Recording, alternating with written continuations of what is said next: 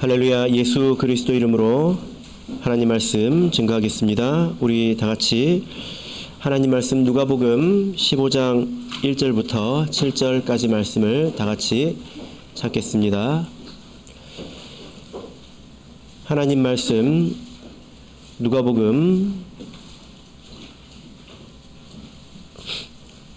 15장 1절부터 7절까지 말씀을 우리 같이 읽도록 하겠습니다. 누가복음 15장 1절 읽겠습니다. 시작. 모든 세리와 죄인들이 말씀을 들으러 가까이 나아오니 바리새인과 서기관들이 원망하여 가로되 이 사람이 죄인을 영접하고 음식을 같이 먹는다 하더라. 예수께서 저희에게 비유로 이르시되 너희 중에 어느 사람이 양 100마리가 있는데 그 중에 하나를 잃으면 99마리를 들에 두고 그 잃은 것을 찾도록 찾아다니지 아니하느냐. 또 찾은즉 즐거워 어깨에 메고 집에 와서 그 벗과 이웃을 불러 모으고 말하되 나와 함께 즐기자. 나의 잃은 양을 찾았노라 하리라.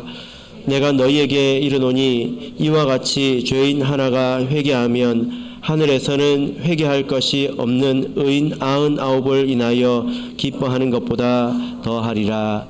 아멘. 네, 오늘 이 시간은 죄인을 영접하고 음식을 같이 먹으라 라는 제목으로 하나님 말씀을 증거하겠습니다. 요즘 유행하고 있는 책이 있는데요. 이철환 씨가 적은 연탄길이라는 책입니다. 짧은 글들이 많이 수록이 되어 있는데 그 안에 보면 이런 내용이 있습니다. 현태라는 학생이 있었는데요. 이 학생이 학교에서 담배를 피다가 걸렸습니다. 그래서 퇴학을 당했습니다. 자식이 퇴학을 당하니까 집안 분위기가 엉망이었겠죠. 그런 분위기를 이 현태가 견디지 못해서 이제 결국 가출을 하게 됩니다. 가출을 해서 거리에서 이 불량배들하고 어울려 놀다가 현태는 결국 경찰에 붙잡혀서 이제 부모님께 연락이 가게 되었는데요. 그래서 끌려서 다시 집으로 들어가게 되지요. 집으로 다시 돌아왔지만 이 현태의 마음이 쉽게 풀리지 않았습니다. 그러던 어느 날 며칠 뒤에 집으로 전화가 왔는데 이 현태가 그 전화를 받았습니다. 그런데 경찰서였어요. 그 내용이 뭐였냐면 자기 아버지가 금은방을 털다가 잡혔다는 것입니다. 부전자전인가요? 그래서 이 아버지가 몇 개월간 옥살이를 하게 됩니다. 그래서 이제 현태는 어머니를 따라서 몇 번 그 아버지 면회를 이렇게 다녀왔습니다. 그런데 갈 때마다 아버지가 아무 말이 없는 거예요. 그리고 이제 몇 개월이 지나서 이 아버지가 결국 이제 출소하는 그런 날이 되었는데 출소하는 날에도 어머니와 현태가 같이 갔습니다. 아버지가 아무 말 없이 이렇게 이제 걸어가고 있고 그 뒤를 이렇게 현태와 엄마가 쫓아가고 있는데요. 그때 엄마가 이렇게 말을 하는 겁니다. 현태야, 봤지? 너는 꿈에라도 이런 데 오지 마라. 아버지가 한순간 실수로 오는 거 봤지? 이렇게 말을 하는데요. 현태가 그때 알았습니다. 뭘 알았을까요? 아버지가 나 때문에 일부러 온 거예요. 그걸 이제 현태가 안 것이옵니다. 이제 그것을 어떻게 알았을 때 현태가 그동안에 느껴보지 못했던 마음의 고통을 느끼게 되었고 그 고통이 바로 자기 아버지의 고통이라는 것을 이제 알게 되었죠. 그리고 그 이후에 현태는 결국 크게 변화하게 됩니다. 뭐 이야기이지만 우리가 사람들이 많이 공감하고 또 감동받는 그런 이야기이지 않습니까? 이 이야기 속에서 현태가 새로운 삶을 살게 된 계기가 무엇인가요? 바로 아버지의 마음을 이제 아는 그 순간이었던 거죠. 우리 신앙의 세계도 마찬가지이지 않는가 이렇게 생각이 됩니다. 우리가 형식적인 종교 생활에 머물러 있던 그런 상황에서 진정한 성도가 되려면 이 관문을 넘어가야 되지 않을까요? 우리가 여러 가지 일을 통해서 참된 신앙으로 넘어오겠지만 사람마다 여러 가지 일을 겪게 되겠지만 그 일을 통해서 반드시 공통되게 깨닫는 것이 있는 것 같습니다. 그것은 하나님이 없는 내 삶이 얼마나 초라한 것이며 그리고 하나님께서 나를 얼마나 사랑하시는지 그 하나님 아버지의 마음을 깨닫는 것 아니겠습니까? 우리 모든 성도님들께서 저와 여러분이 이렇게 하나님의 마음을 깊이 깨닫게 되기를 진심으로 바랍니다. 오늘 말씀을 보시면 너무나 안타깝게도 하나님의 마음을 잘 알지 못하는 사람들이 등장하죠. 어떤 사람일까요? 자, 우리 1절, 2절을 다시 한번 읽어보겠습니다. 1절, 2절 읽겠습니다. 시작. 모든 세리와 죄인들이 말씀을 들으러 가까이 나오니 바리새인과 서기관들이 원망하여 가로되 이 사람이 죄인을 영접하고 음식을 같이 먹는다 하더라. 하나님의 마음을 알지 못하는 사람이 있습니다. 누구입니까? 바리새인과 서기관이죠. 여러분 참 놀랍지 않습니까? 이 사람들은 누구보다도 성경을 많이 알고 또 하루에 3번 기도하고 일주일에 2번씩 금식하는 그런 사람들이잖아요. 그런데 이런 사람들이 하나님의 마음을 모를 수가 있네요. 그죠? 그럴 수 있습니다. 예수님께서 이 땅에 오셔서 어쩌면 가장 힘쓰신 일이 이렇게 죄인들과 함께 지내는 것이었는데요. 이렇게 가장 귀한 일 때문에 도리어 이 사람들의 마음에 시험이 찾아왔다는 것입니다. 왜냐하면 아마 이랬을 거예요. 항상 이제 거룩한 신앙생활을 하던 이 사람들이 생각할 때, 아니, 저 죄인들은 지금까지 메시아를 기다린 적도 없고, 항상 자기 욕심을 위해서 죄만 짓고 살았는데, 그리고 나는 항상 하나님을 기다리고 성경을 읽고 묵상하던 그런 사람인데, 메시아가 이 땅에 온다면 누구를 먼저 찾아와야 되는가? 여러분 이 사람들이 어떻게 생각했을까요? 메시아가 이 땅에 왔을 때 누구를 먼저 찾아올 거라고 기대를 했을까요? 자기라고 생각했겠죠. 그 누구보다도 나만큼 메시아를 기다리는 사람이 있는가? 나만큼 하나님을 사랑하고 성경을 가까이 하는 사람이 있는가? 그래서 그렇게 생각을 했을 것입니다. 그런데 이 메시아라고 하는 사람이 이 땅에 와가지고 하는 말은 그럴듯한데 맨날 죄인들하고 어울려 지내니까 그 사람들이 기분이 이상한 거죠. 기분이 나빴던 거예요. 그래서 분노한 것입니다. 2절을 보시면 이렇게 표현하고 있습니다. 바리새인과 서기관들이 무엇을 했다고 말하고 있습니까? 원망했다고 하고 있습니다. 죄인들과 이 세리들과 가까이 지낸 것이 틀렸다고 그러면 지적을 해야지 원망할 게 아니지 않습니까? 그들이 왜 원망했을까요? 마음에 섭섭함이 있었다는 거예요. 자기들한테 좀 잘해주지. 자기들한테 칭찬 좀 해주지. 이 원망이라는 이 원문의 단어를 찾아보면 이게 어떤 뜻인지 알 수 있는데 사람이 좀 불평이 있고 이렇게 투덜거릴 때 이렇게 낮은 소리로 중얼중얼 거리지 않습니까? 지금 그런 상황이에요. 이 말뜻이 중얼중얼거리다 이런 뜻입니다. 그러니까 예수님의 이 행위가 이런 하시는 일들이 마음에서 전혀 용납이 되지 않았던 것입니다. 그래서 중얼중얼거리고 있는 거죠. 누구 들으라고 하는 말일까요? 중얼중얼거리는 것. 누구 들으라고 하는 말도 아니죠.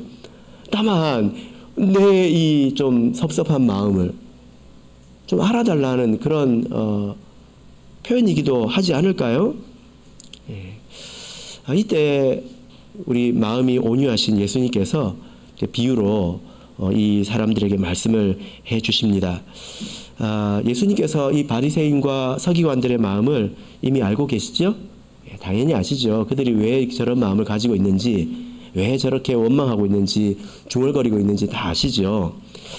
도리어 너희들이 하나님의 마음이 어떤지 모르는 것은 아니냐?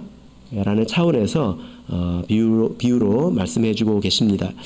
예수님께서 어떤 비유의 말씀을 하셨을까요? 자, 우리 같이 다시 읽어보도록 하겠습니다. 자, 4절부터 7절 말씀을 자, 우리 같이 다시 읽겠습니다. 4절 시작. 너희 중에 어느 사람이 양 100마리가 있는데 그 중에 하나를 잃으면 99마리를 들에 두고 그 잃은 것을 찾도록 찾아다니지 아니하느냐. 또 찾은즉 즐거워 어깨에 메고 집에 와서 그 벗과 이웃을 불러 모으고 말하되 나와 함께 즐기자. 나의 잃은 양을 찾았노라 하리라. 내가 너희에게 이르노니 이와 같이 죄인 하나가 회개하면 하늘에서는 회개할 것 없는 의인 99을 인하여 기뻐하는 것보다 더하리라.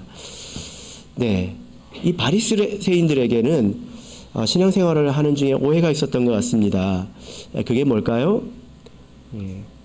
어쩌면 그들은 신앙생활을 하면서 나만 잘하면 되는 것 아닌가? 내가 잘하면 되는 것 아닌가? 이렇게 생각을 했을 것입니다. 다른 사람이야 죄를 짓든 말든 내가 하나님을 가까이 하는 것이 중요한 것 아닌가? 저 사람이 하나님을 잘못 믿는다면 저 사람들의 책임 아닌가? 나태하고 욕심 많고 세속적이고 그러니 저렇게 죄 가운데 머물러 있는 것이지 그것은 나와 상관없는 일이라는 것입니다. 혹시 여러분께서도 이렇게 생각해 보신 적 있으십니까? 내가 잘 믿는 것이 중요하지 무엇이 중요하냐. 그런데 이 비유를 통해서 예수님께서 이런 말씀을 주십니다. 어떤 사람에게 양 100마리가 있었죠. 그 중에 한 마리를 잃었다는 것입니다. 여기서 잃은 양은 누구를 말합니까? 네, 7절을 보시면 죄인이라고 말씀하고 있습니다. 삶의 바른 길을 잃고 목자를 따라서 살아가지 않고 제멋대로 사는 사람을 지금 말하는 거죠. 그 죄인을 잃은 양이라고 합니다. 우리가 보통 교회에서 잃은 양이라고 할 때는 어떤 사람을 말하죠? 교회에 안 나오는 사람들을 잃은 양이라고 하지 않습니까? 그런데 정말 그런지 한번 우리가 생각을 해봅시다. 교회 나오면서도 우리 교회 그 약속으로는요 1년에 한 번만 나와도 출석 신도입니다. 교회 나오는 신도예요. 이게 우리가 약속한 겁니다. 통계를 이렇게 잡기 위해서. 그런데 이렇게 교회 나오면서도 하나님의 뜻과 상관없이 제멋대로 살아간다면 그것이 곧 죄인이고 그리고 잃은 양이라고 할 수 있지 않을까요? 그렇다면 이제 우리 안에 있는 아홉 마리의 양은 누구를 말합니까? 의인을 말하죠. 그죠? 하나님의 말씀을 따라서 성실하게 신앙생활을 하는 사람들 그리고 하나님의 말씀으로 늘 자기를 돌아보는 그 사람들을 말하는 것입니다. 하나님께서 이 99의 의인을 인해서 얼마나 기뻐하실까요? 성경을 보면 하나님께서 이들을 기뻐하신다고 말씀하고 있습니다. 시편 16편 3절을 보겠습니다. 시편 16편 3절입니다.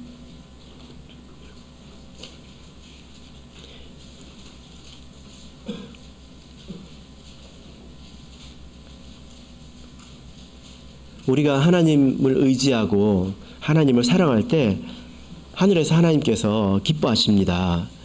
시편 16편 3절 읽겠습니다. 시작. 땅에 있는 성도는 존귀한 자니 나의 모든 즐거움이 저에게 있도다. 하나님의 모든 즐거움이 그들에게 있다. 이렇게 말씀하고 있습니다. 하나님께서 틀림없이 기뻐하시지 않습니까? 그리고 스바냐서 3장 17절을 보면요. 그가 너로 인하여 기쁨을 이기지 못하시며 하나님이 이기지 못하는 게 있어요. 하나님도 이기지 못하는 게 있습니다. 무엇입니까? 성도를 인해서 기뻐하는 그 기쁨을 이기지 못한다. 이렇게 말씀하십니다. 또 너를 잠잠히 사랑하시며 너로 인하여 즐거이 부르며 기뻐하시리라.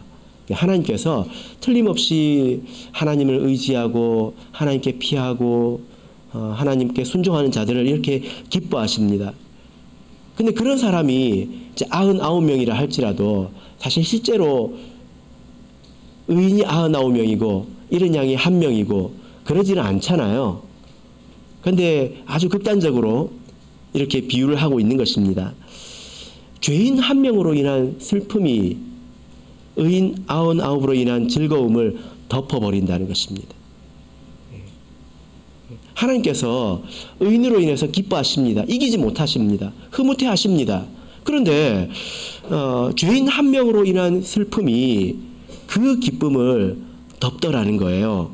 그리고 죄인 한 사람이 회개할 때 그 기쁨이 의인 99을 인한 즐거움보다 더 크다. 예수님께서 이렇게 말씀하고 계십니다. 예수님께서 이것을 지금 비유로 말씀하고 계신데요. 이것은 어떤 지식을 이렇게 전달하려는 목적이라기보다는 공감하기 위한 거죠. 공감하기 위한 것입니다. 머리로 아는 것, 또 지식으로 아는 것, 이것을 위한 것이 아니라 이 마음을 같이 느껴달라는 것입니다. 공감하자는 거죠. 지금 우리는 양을 치는 사람들은 아니지 않습니까? 그래서 이 말씀을 읽고 나면 잘 이해가 안 될 수 있고 공감이 안 될 수 있습니다. 또 여러 가지 의문이 생길 수도 있죠. 이스라엘에서는 양을 칠 때 한 사람이 이렇게 몇십 마리의 양을 치잖아요. 그럴 때 한 사람이 혼자 이렇게 다니지 않습니다. 두세 명 이렇게 같이 다니는데요. 예를 들어 어떤 사람은 50마리, 어떤 사람은 30마리, 어떤 사람은 100마리 이렇게 같이 모아서 양을 이렇게 칩니다.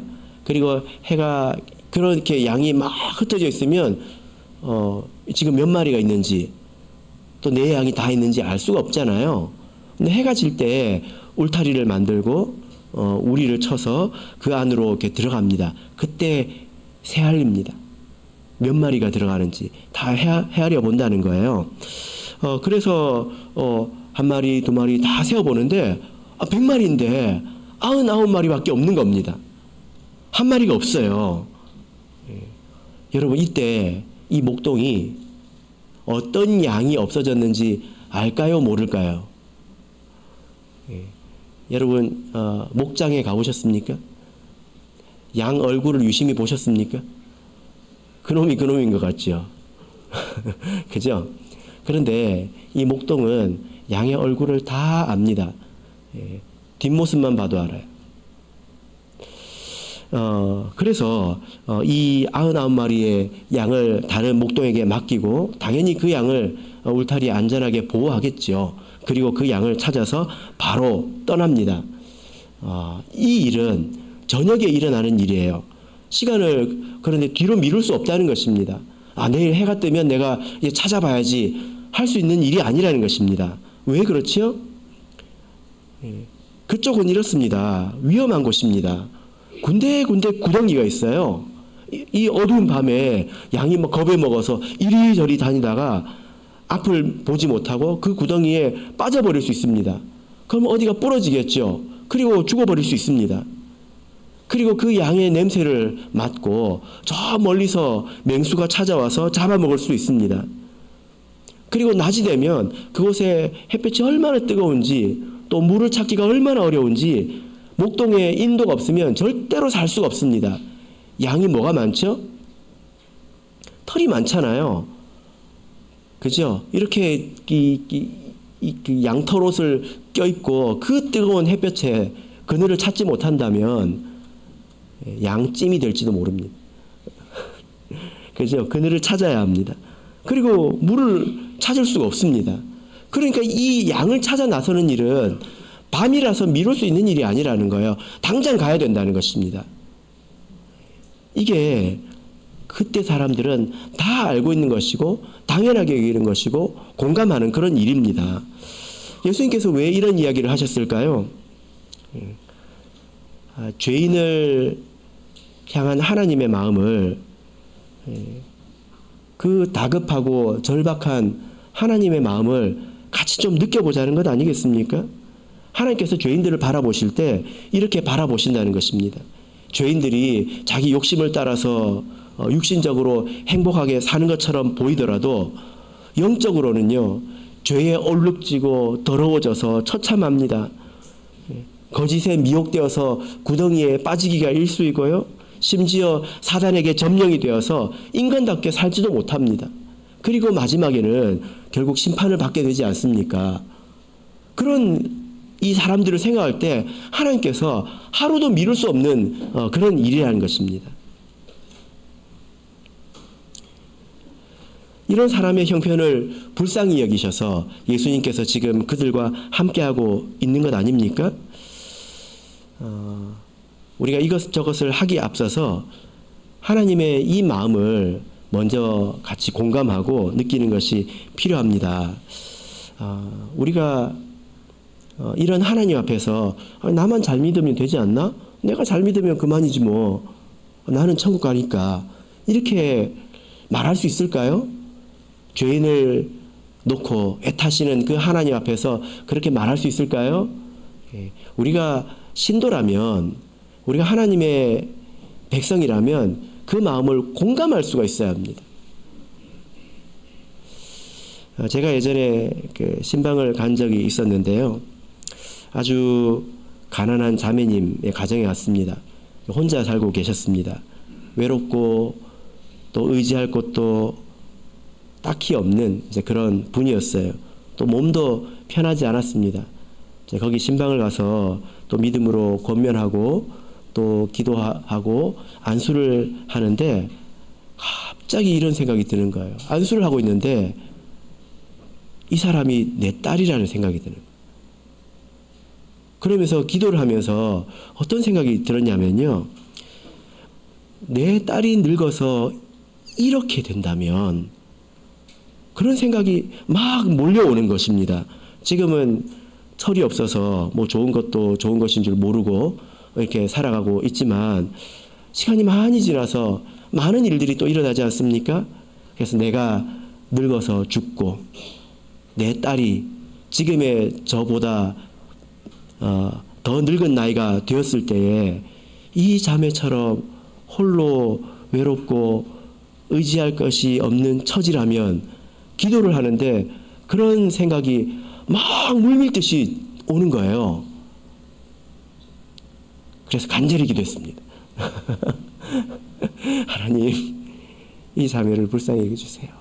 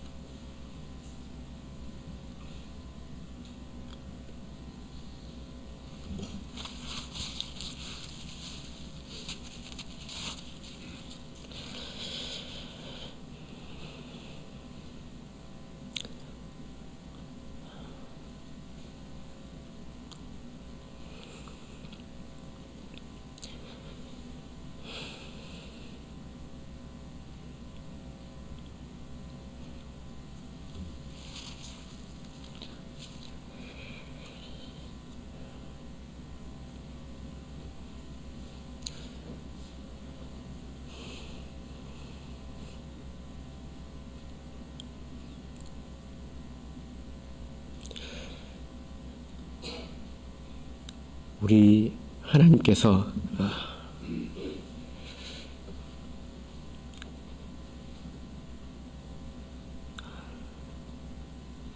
이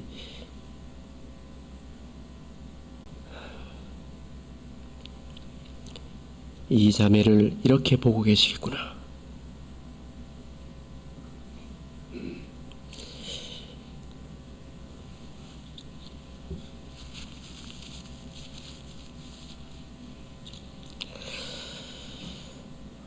여러분, 우리 교회를 보면 이보다 불쌍한 처지에 있는 성도들이 얼마나 많습니까?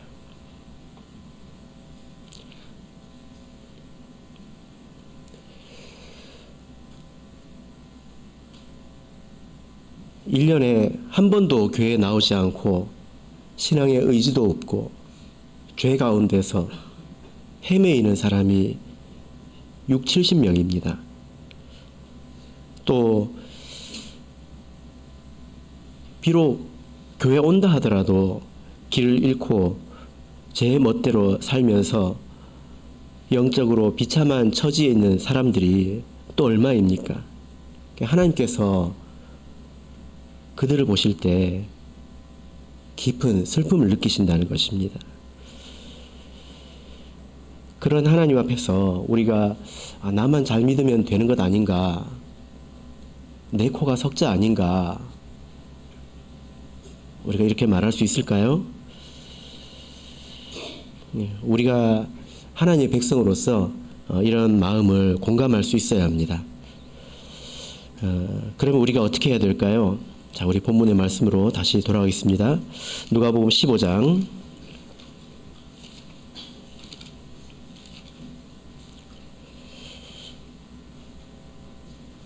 1절 2절 같이 읽겠습니다. 시작. 모든 세리와 죄인들이 말씀을 들으러 가까이 나아오니 바리새인과 서기관들이 원망하여 가로되 이 사람이 죄인을 영접하고 음식을 같이 먹는다 하더라. 예수님께서 그들을 위해서 무엇을 하셨습니까? 그들을 영접했습니다.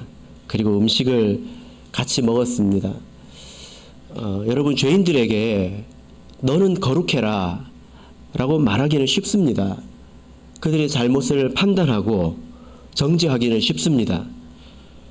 그러나 이 바쁜 삶 가운데서 시간을 내어서 그들과 함께하고 또 같이 먹으면서 마음을 열고 그들의 변화를 돕는 것은 많은 노력이 필요하지 않습니까? 여러분, 우리가 사는 것이 얼마나 바쁩니까? 여러분의 인생도 참 바쁜 것을 알고 있습니다. 직장 생활 하시는 분들은 아침 일찍 출근해서 저녁에 퇴근을 하시죠. 또 화요일 저녁, 금요일 저녁에 예배를 오십니다. 토요일은 온종일 교회에서 보내죠.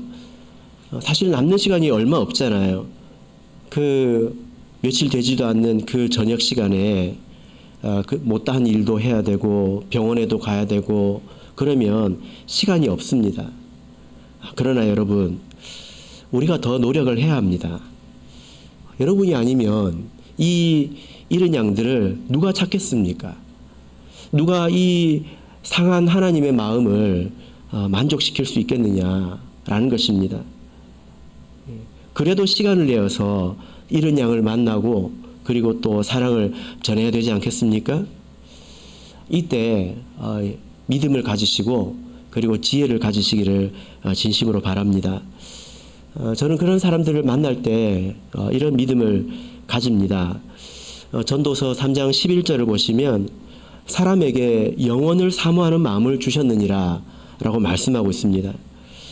모든 사람에게 종교심이 있지요.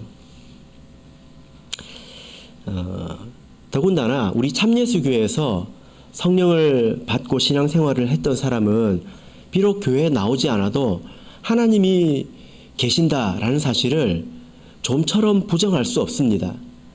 비록 교회에 나오지 않아도 하나님이 계신다. 그래서 내 삶의 끝에는 하나님을 대면해야 된다. 이런 사실을 그들이 다 알고 있습니다.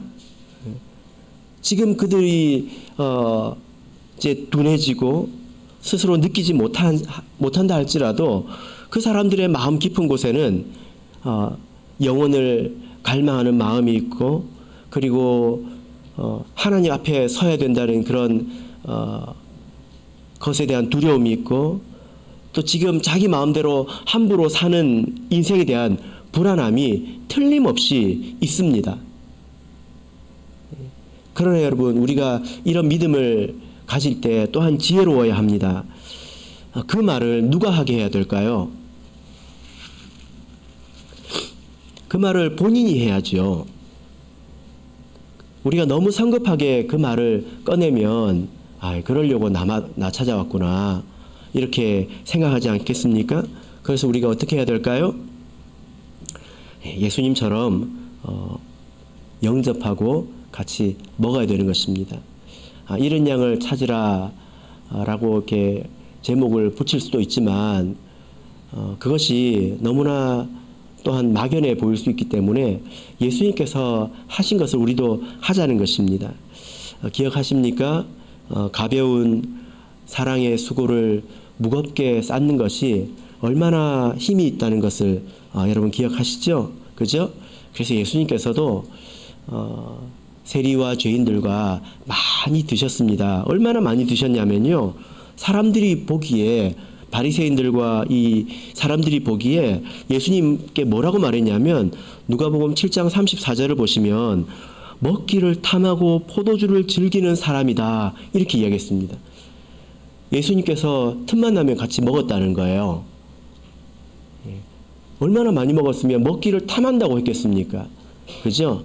사실 예수님께서 먹기를 탐하시는 분이 아니지 않습니까? 이때 이 세리와 죄인들이 아주 큰 감동을 받았을 것입니다. 왜냐하면 그 사람들은 이 거룩하다 하는 바리새인들과 서기관들 이런 사람들에게 인간 취급을 받지 못했습니다. 죄인이기 때문에요. 그리고 그 사실을 자기도 알았을 거예요. 자기도 하나님 말씀을 알기 때문에 스스로 그럴 만하다고 생각을 했을 것입니다. 그러나 돈이 더 좋으니까 그렇게 사는 거죠. 그런데 예수님은 어떤 분입니까? 바리새인과 서기관들이 선생님이라고 부르는 분이지 않습니까? 그리고 흠이라고는 찾아볼 수 없는 그런 분이지 않습니까? 그런 분들이 이곳에까지 와서 자기와 함께 같이 음식을 나누고 같이 이야기를 나누고 들어주었을 때 그들이 얼마나 크게 감동을 했겠는가 여러분 생각을 해보십시오. 그래서 그들의 마음이 열린 것이죠. 마음이 열려야 그들이 듣고자 하는 그런 마음이 생긴다는 것입니다. 그래서 1절을 보시면 모든 세리와 죄인들이 말씀을 들으러 가까이 왔다 이렇게 말하고 있습니다. 예수님은 우리를 이해해 주시는 분이고 내 처지를 아시는 분이고 우리를 함부로 정죄하지 않는 그런 분이다. 그러니까 그분의 말을 듣고 싶은 것입니다. 그래서 점점 죄에서 멀어지는 거죠. 성경에 보면 회개한 세리와 죄인들이 많이 있지 않습니까? 삭개오라고 하는 세리장은 진심으로 회개했습니다. 그리고 그래서 재산의 반을 가난한 사람들에게 주고 남에게 토색한 것, 억지로 빼앗은 것은 4배를 쳐서 갚겠다고 했습니다. 그리고 어떤 죄인이었던 한 여자는 예수님의 발에 향유를 붓지 않았습니까? 이것은 회개의 열매라는 것입니다. 바리새인과 서기관들이 정죄를 했지 그 사람들을 이렇게 회개하게 하고 거룩하게 바꿀 수 있었나요? 옳은 말만 해가지고는 그 사람들이 회개하지 않습니다. 이렇게 낮은 곳으로 가서 그들과 함께 지내줘야 된다는 것입니다. 이렇게 죄인이 하나님 앞에서 회개하고 삶을 돌이킨다면 하나님께서 얼마나 기뻐하실까요? 5절 6절을 보시면 이렇게 말하고 있습니다. 찾은즉 즐거워 어깨에 메고. 여러분 목장에 가보셨나요? 양을 보셨습니까? 어깨에 메실 수 있을까요, 여러분? 그 무거운 양을 아마 우리 은세 형제 정도 돼야 멜 수 있을 겁니다. 그죠? 얼마나 기쁘면 어깨에 맸다고 표현을 하겠습니까? 그리고 벗과 이웃을 불러 모아서 나와 함께 즐기자 이렇게 말하고 있지 않습니까? 옛날에는 제가 이게 좀 이해가 안 됐습니다. 그래서 제가 이해가 안 될 수 있다는 걸 알고 있습니다. 왜 이해가 안 될까요? 계산적인 사람들은 이해가 안 돼요. 왜냐하면 양 한 마리가 얼마입니까? 한 마리를 찾았어요. 근데 친구와 이웃을 불러서 잔치를 하면 돈이 더 많이 들지 않을까요? 그럼 안 하는 게 낫지 않을까요? 지금 이것은 돈의 문제가 아니죠. 사랑의 문제라는 것입니다. 값어치의 문제가 아니라는 것입니다. 여러분 우리 교회가 어떻게 하면 하나님께 기쁨이 되는 교회가 될까요? 어떻게 하면 하나님께 기쁨을 드리는 성도가 될까요? 내가 내 자식 잘 돌아보고 우리 집을 위해서 열심히 수고하고 땀 흘리고 그럼 하나님께서 기뻐하실까요? 물론 마땅히 해야 될 일이지요. 그러나 오늘 말씀을 통해서 보면 하나님께서 기대하시고 또 기다리시는 일이 너무나 분명하지 않습니까? 사랑하는 성도 여러분, 요즘같이 우리가 바쁜 세상을 살고 있지만 그래도 우리가 하나님을 믿는 자라면 우리 삶을 세팅할 때 우리 삶을 이렇게 안배를 하지 않습니까? 우리가 잃은 양을 찾아 돌아볼 수 있는 그런 여유를 남겨둬야 합니다. 밥 사 먹으라고 돈 주는 건 쉬워요. 누구도 할 수 있습니다. 그러나 시간을 내고 그 사람을 만나서 그 이야기를 한참 들어주고 그런 것은 그 이상의 문제 아닙니까? 그런 일을 할 수 있도록 여러분 꼭 여유를 남겨놓으시기를 바랍니다. 자, 우리 다 같이 6절을 읽겠습니다. 우리 6절을 같이 읽어보도록 하겠습니다. 6절 시작. 집에 와서 그 벗과 이웃을 불러 모으고 말하되 나와 함께 즐기자. 나의 잃은 양을 찾았노라 하리라. 목동이 뭐라고 말하고 있습니까? 나와 함께 즐기자 이렇게 말하고 있죠. 그죠? 지금 이 말씀을 통해서 보자면 지금 바리새인들은요 아는 건 많아요. 엄청 많습니다. 근데 하나님의 슬픔에 공감을 못해요. 하나님이 슬퍼하시는데 그걸 못 느끼고 있습니다. 그리고 지금 하나님께서 기뻐하고 있지 않습니까? 양을 지금 맬 정도로. 근데요 즐거움에도 공감을 못해요. 지식은 많은데 뭘 못합니까? 공감을 못합니다. 이게 병이죠, 병. 그죠? 다른 사람의 고통을 느끼지 못하는 것, 다른 사람의 즐거움을 느끼지 못하는 것, 그러면 저 무인도에 가서 혼자 살아야 되지 않을까요? 병이지요. 근데 신앙 안에서도 이게 병이지 않을까요? 하나님의 슬픔에 공감을 못하니까 자기 기분 나쁜 것만 생각하고 있지 않습니까?